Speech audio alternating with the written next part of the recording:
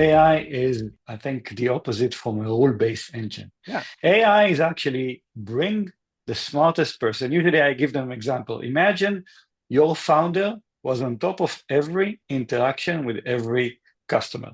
Two things are Yep. going to happen. One, the interaction is going to be very, very personalized because a founder can actually get this discussion to anything. And the second thing that will happen is you'll get amazing insights because the founder will feed you back and saying, this is working, this is not working. Yep. This is working for John and this is not working for Julia. And I think AI should be used in that way. Imagine you had 30 minutes to prepare to any interaction, whether you're sending an email or whether somebody's coming to your website or whether somebody is on a conference, and you had 30 minutes with the smartest people in your company to prepare for that engagement and conversation, that Yep. would look different. And I agree. I hear a lot of skepticism because, we know what happened, but I do see the advances that, companies are doing with their product in AI, and I do see the Yeah. opportunities there. Rules clearly didn't work. I would say traditional machine learning didn't work for a variety of reasons. Like the data in B2B is just not structured, I think, to support decision making. And also classic next best action only picks one thing. And what we really need in B2B is to pick many steps ahead because the buying cycles are long.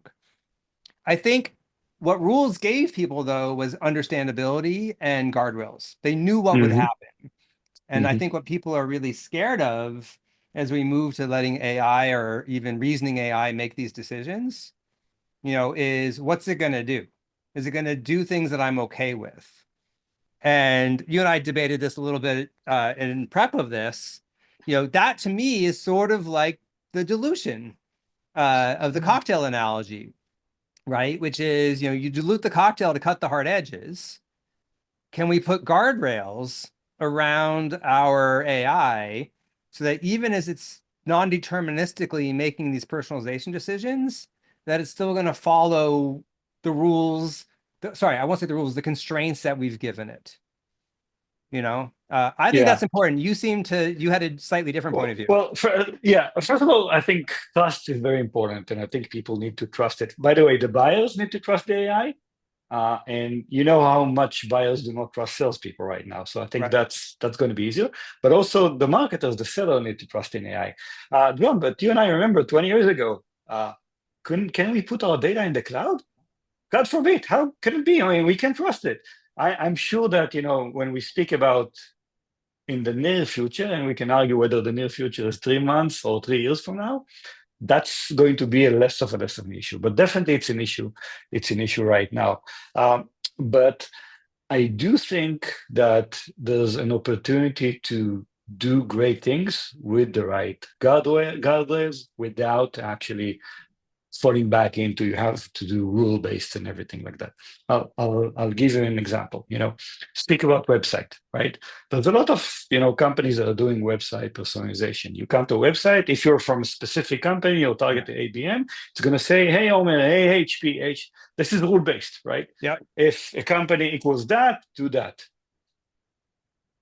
What I'm trying to explain to the people that I speak about, again, imagine that you have a magic ability to allow your founder to write this page in real time for them. Okay, this is the company, let's say it's Adobe.